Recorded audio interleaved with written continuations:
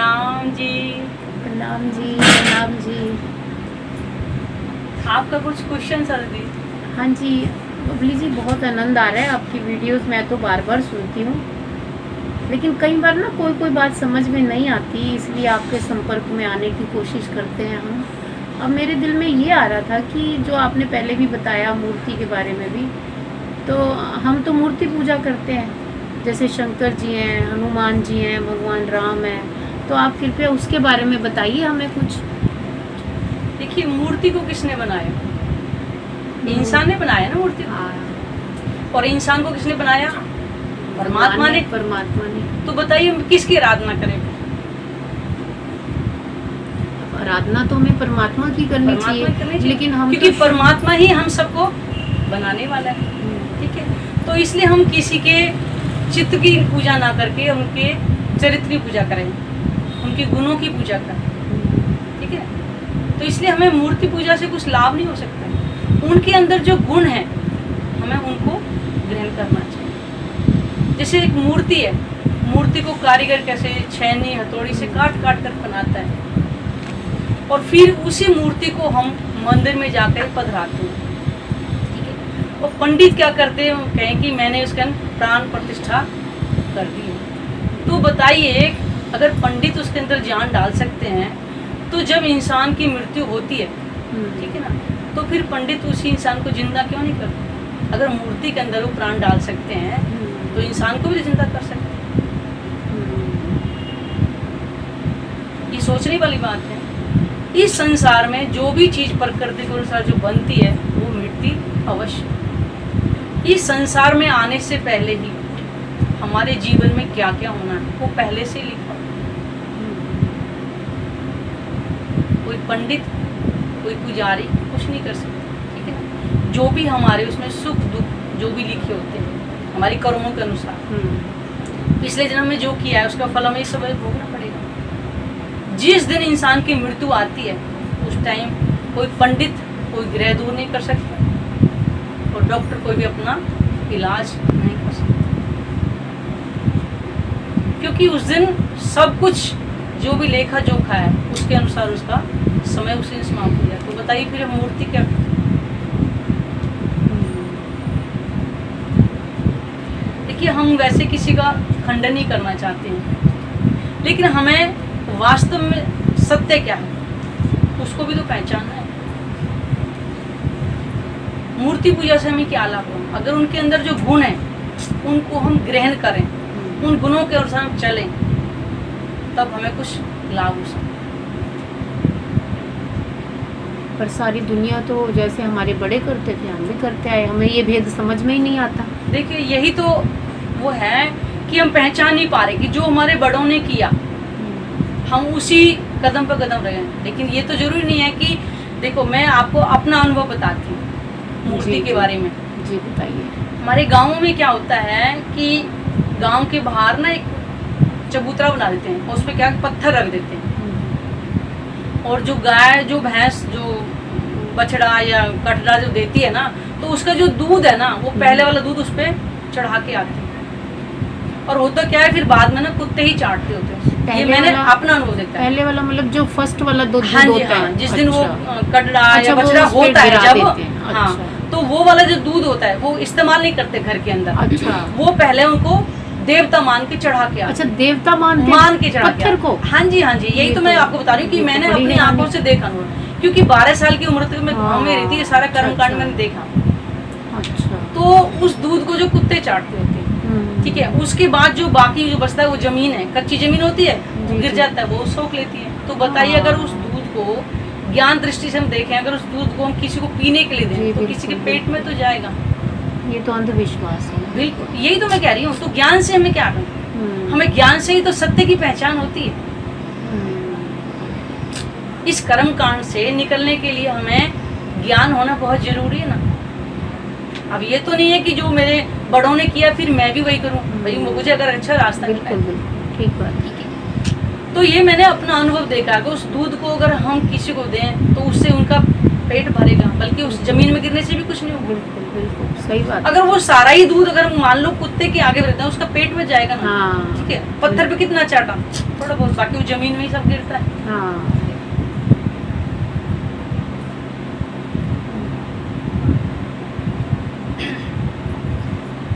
तो बताइए फिर हम क्या करें, मूर्ति से हमें कोई लाभ तो नहीं है। इसलिए हम किसी के चित्र की ना पूजा करके चरित्र की करें। अब आपने बोला जैसे हम शंकर जी की पूजा करते हैं, लेकिन शंकर जी के अंदर क्या गुण है, हमें उनको ग्रहण करना। शंकर जी के चांद पे जो है, सर पे जो चांद दिखाते हैं, तो कोई चांद इतना बड़ा है, वो शंकर जी के मस्तिष्क पर कैसे आ सकता? हाँ ये बात तो है। उसका मतलब क्या है कि शंकर जी बता रहे हैं कि हमें चांद की तरह शीतल होना चाहिए। अच्छा, चांद की तरह हमें शीतल होना चाहिए। अच्छा, धैर्यवान जैसे। जैसे एकदम इंसान के अंदर इतना हाँ, गुस्सा होता है, वो ऐसा नहीं कि चांद की तरह, चांद से शीतलता का बढ़ गया जी, कि जी। चांद की तरह हमें शीतल होना चाहिए।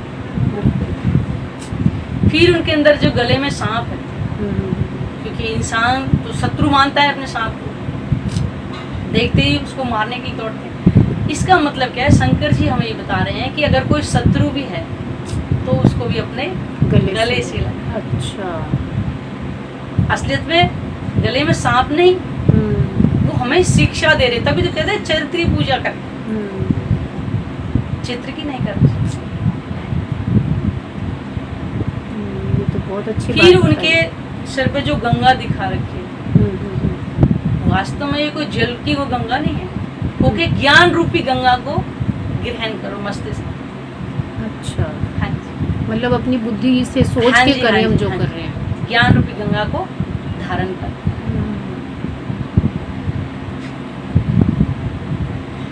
और जैसे कहते हैं कि शंकर जी भांग पीते हैं, अभी शिवरात्रि आती है ना फरवरी के महीने में, जी बिल्कुल। तो लोग कितना भांग धतूरा क्या क्या चढ़ाते हैं। वो भांग के नशे में रहते हैं, वो हमेशा ध्यान के नशे में रहते हैं, परमात्मा का ध्यान करते हैं, हमेशा समाधि में लीन रहते हैं, वो कोई भांग का नशा नहीं करते, वो ध्यान के नशे में हमेशा मगन रहते हैं, ध्यान करते हैं, वो भांग नहीं पीते। हर संसार को भांग पिलाता है। तो जो बातें हमने पहले सुनी है उससे तो ये बिल्कुल अपोजिट बात है। बिल्कुल बिल्कुल, वही तो कह रही, तो ज्ञान ही तो बता देती ज्ञान थी। इससे पता चला। आज तक हम क्या मूर्ति के पीछे, जो दिखाया मूर्ति के पीछे दौड़ते जा रहे हैं, आज ज्ञान से तो पहचान हुई। और फिर वो सब उनको बैल की सवारी करते। हम लोग करोड़ों की गाड़ियों में बैठते हैं, लाखों गाड़ियों में बैठ बैठ के, एसी में बैठ बैठ के जाते हैं, और शंकर जी को बैल की सवारी बिठाई।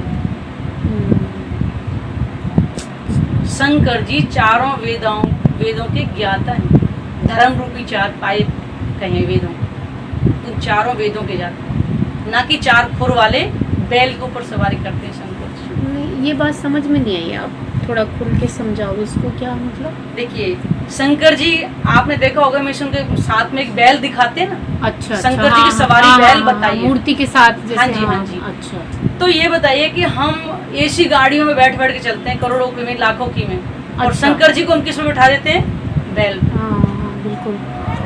वो धर्म रूपी चार पाए बताए हैं, चारों वेदों के ज्ञाता हैं शंकर जी, अच्छा, ना कि चार खुर वाले बैल के ऊपर सवारी अच्छा, करते हैं। अलंकारिक शब्द है हाँ ये जी, हाँ सारे। जी। अच्छा, तो इसीलिए तो कहते हैं उनके चित्र की पूजा करो, उनके चरित्र की पूजा करो, उनके जो गुण है उनको ग्रहण जी, करो। जी, जी, ये तो बहुत अच्छी बातें बता रहे हो आप इस पर।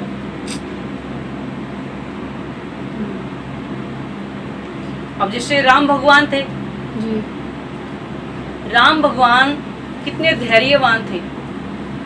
जी, जब उनको रात को किसी ने बोला कि सुबह आपका राज्य तिलक होगा, तो उन्होंने बहुत ज्यादा खुशी को जाहिर नहीं किया कि सुबह मेरा राज तिलक होगा। किसी पड़ोस में नहीं बता करके आए, किसी सगे संबंधियों को नहीं बुलाया कि मेरा राज तिलक होगा। उनके लिए था सम था एकदम।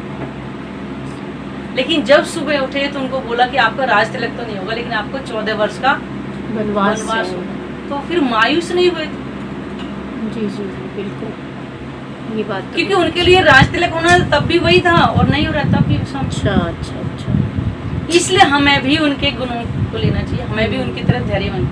ऐसा नहीं कि हमारे पास 4 पैसे हो जाए तो पड़ोसियों को बता करके आए, एक गाड़ी ले आए तो पड़ोसियों को आगे कहे कि यहाँ से गाड़ी हटाओ, आजकल देखा इसलिए। हाँ जी जी। तो हमें भी अपने गुणों के अनुसार ग्रहण करने हैं, जो उनके अंदर जो गुण है उनके अनुसार हमें चलना है, उनके गुणों को हमें अपने अंदर लेके आना। अच्छा, तो इसलिए कहते हैं कि उनके चित्र की पूजा ना करके उनके चरित्र की पूजा। अच्छा अच्छा अच्छा, उनके जैसा बने हम। हाँ जी बिल्कुल, उनके जैसा नहीं, उनके उनके जो मतलब अंदर कि- जो गुण है हाँ जी हाँ जी, उनको ला करके हम अपने अंदर धारण करें, अच्छा स्वभाव बनाए हाँ जी, हाँ उनके जैसा। हाँ जी हाँ। अच्छा, तो इसलिए तो कहते हैं कि हमें मूर्ति पूजा से क्या तो लाभ। बहुत अच्छी बात है। अगर ऐसे हम सब समझ जाएं तो फिर हमारा समाज कितना सुधर सकता है, उनके तो ये- गुणों को ले लेते। इसीलिए तो कहते हैं कि ज्ञान रूपी गंगा धारण करते हैं हाँ। शंकर जी। तो हमें भी तो उस ज्ञान से परमात्मा की पहचान करनी है कि जिसका शंकर जी हमेशा ध्यान करके हमेशा समाधि में लीन रहते हैं, हमें भी हमेशा परमात्मा की समाधि में लीन रहना चाहिए।